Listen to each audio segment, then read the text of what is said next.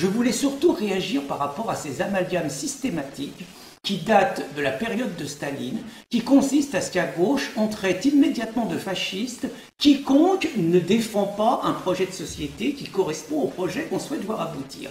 Ainsi, par exemple, et c'est Staline qui recommandait ça, dans les années 30, les socialistes qui aujourd'hui utilisent volontiers ce terme à l'encontre de Sarkozy et de tous ceux qui ne sont pas d'accord avec eux, les socialistes se voyaient-ils en Allemagne traités de social-fascistes par les staliniens?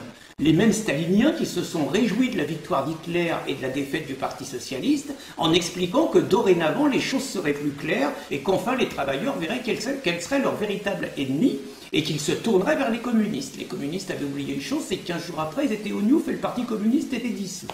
Les trotskistes devraient réfléchir à ça également puisqu'ils étaient qualifiés eux d'hitléro-trotskistes par les mêmes staliniens.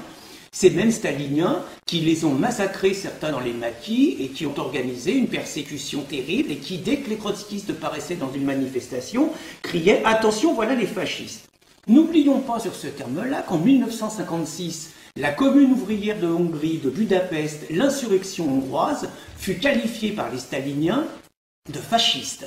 Honte à eux, en 1958, toute la gauche a organisé une manifestation contre le général de Gaulle en personne, l'homme de l'appel de Londres, l'homme de la résistance, en le qualifiant de fasciste.